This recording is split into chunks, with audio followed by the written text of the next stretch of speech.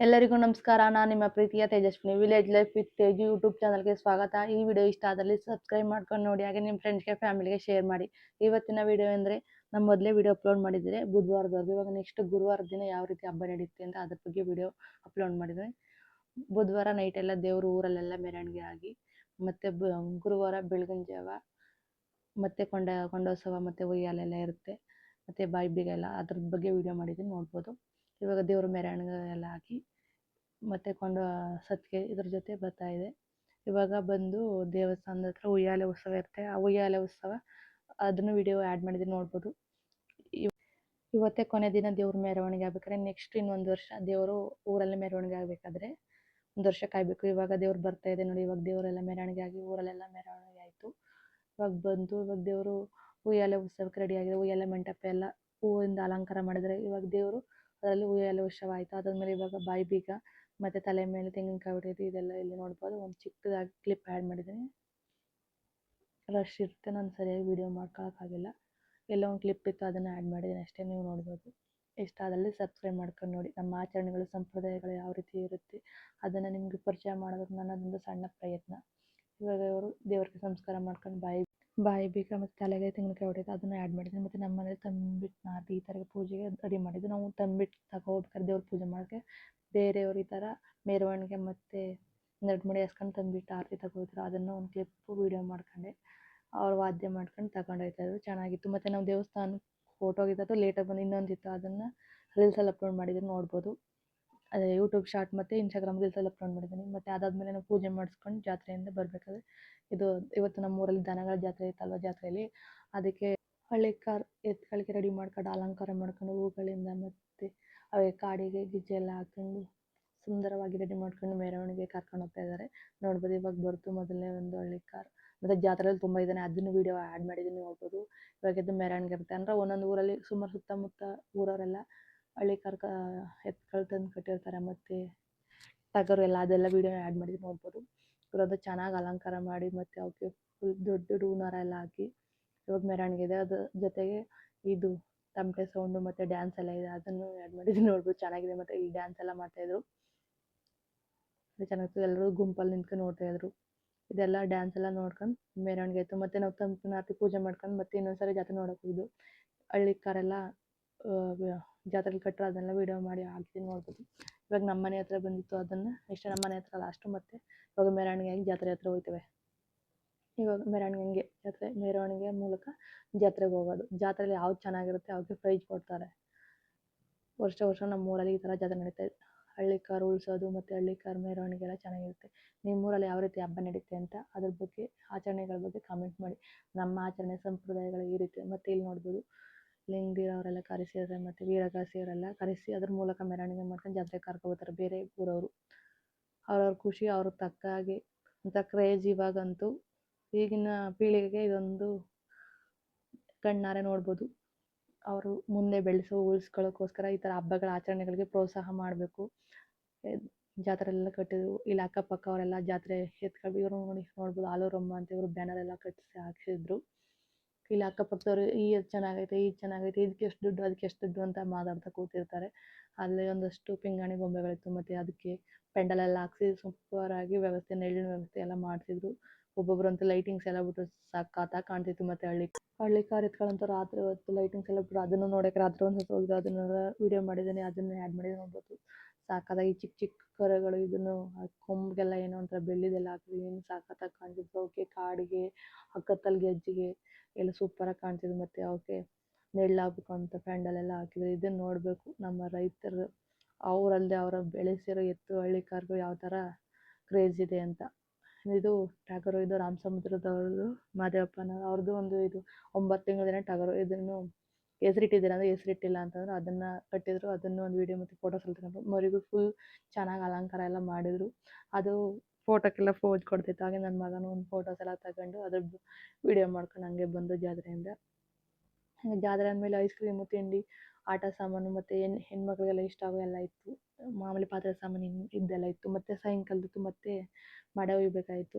ಬೆಳಗ್ಗೆ ತಂಪು ಆಯಿತು ಮತ್ತು ಸಾಯಂಕಾಲ ಬೆಳಗ್ಗೆನೇ ಹೋಯ್ತು, ನಾವು ರಾತ್ರಿ ಸಾಯಂಕಾಲ ಹೊತ್ತು ತಂಪು ಮಡ ಮಾಡೋದು.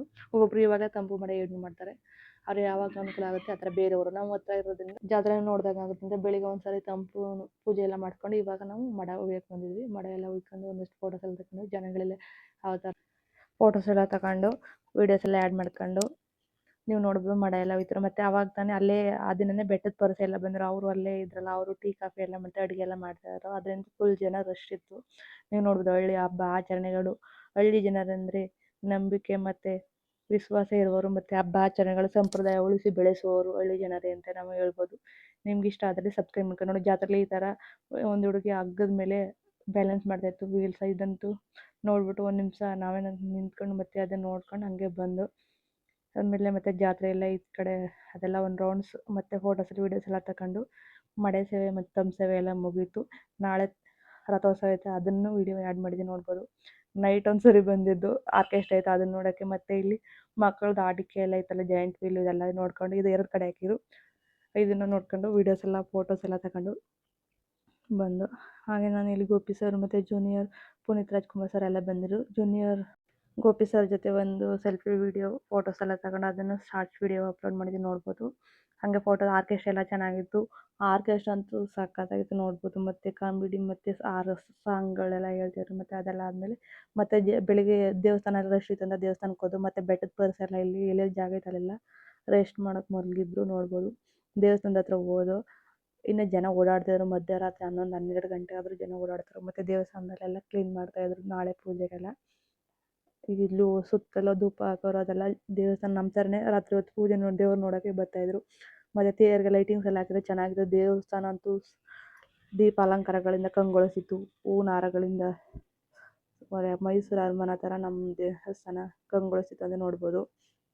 ರಾತ್ರಿ 11 ಗಂಟೆ 12 ಗಂಟೆ ಆದರೂ ಈ ಥರ ರಶ್ ಇತ್ತು. ಮತ್ತು ದೇವರಿಗೆ ಚಿನ್ನದ ಕಿರೀಟ ಎಲ್ಲ ಹಾಕಿದ್ರು. ಅದನ್ನು ನೋಡ್ಕೊಂಡು ತುಂಬ ಅಲಂಕಾರ ಎಲ್ಲ ಹಾಕಿದ್ರು. ಅದನ್ನು ನೋಡ್ಕೊಂಡು ನಮಸ್ಕಾರ ಮಾಡ್ಕೊಂಡು ಧೂಪ ಹಾಕ್ಬಿಟ್ಟು ಮತ್ತು ಅಲ್ಲಲ್ಲೇ ಸ್ವಲ್ಪ ದೂರದಿಂದ ಬಂದಿರೋರು ಮತ್ತು ಜಾತ್ರೆಗೆ ಈ ಕಡೆ ಬಂದಿರೋರೆಲ್ಲ ಅಲ್ಲಲ್ಲೇ ಚಾಪೆ ಅಥವಾ ಇದು ತಾರ್ಪಾಲ್ ಹಾಸ್ಕೊಂಡು ಅಲ್ಲೇ ಮಲಗಿದ್ರು ನೋಡ್ಬೋದು.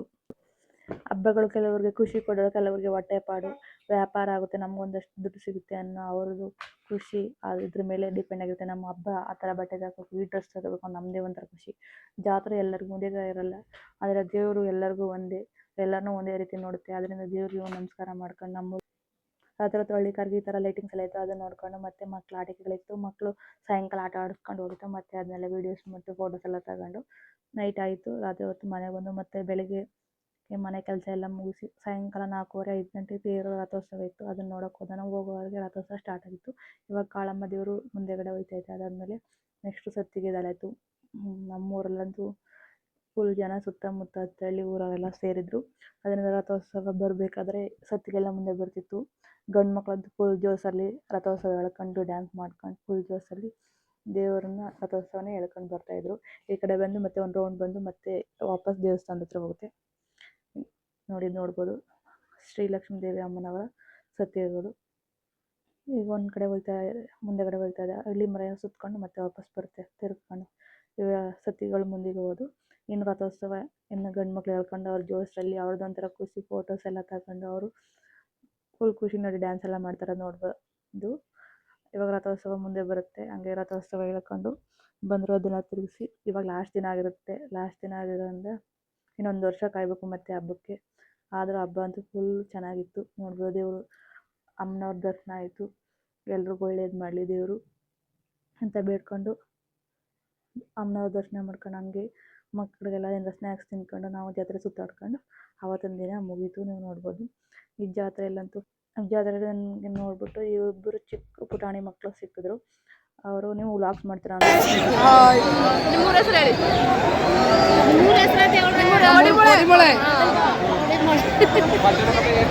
ಇವ್ರು ಸಿಕ್ಕರು. ಮತ್ತು ಅವ್ರವ್ರ ವೀಡಿಯೋಲಿ ಅವ್ರ ಹೆಸರು ಹೇಳಿ ಮತ್ತು ನೀವು ವ್ಲಾಗ್ ಮಾಡ್ತೀರಾ ಅಂತ ಕೇಳಿದ್ರು. ಮತ್ತು ಅವ್ರ ಕೈಲಿ ಹಾಯ್ ಮಾಡಿಸ್ಬಿಟ್ಟು ಹಂಗೆ ವೀಡಿಯೋದಲ್ಲಿ ಮತ್ತು ದೇವರು ರಥೋತ್ಸವ ಮತ್ತು ತಿರುಗಿ ದೇವಸ್ಥಾನದ ಹತ್ರ ಬರ್ತಿತ್ತು. ಅದರಲ್ಲಿ ಸತ್ತಿಗೆಗಳು ಮುಂದೆ ಬಂದು ಅದನ್ನು ಮತ್ತು ವೀಡಿಯೋ ಮಾಡ್ಕೊಂಡು ರಥೋತ್ಸವ ಬರ್ತಿದೆ. ಮತ್ತು ಕಾಳಮ್ಮ ದೇವರದೆಲ್ಲ ಬರ್ತಿದೆ.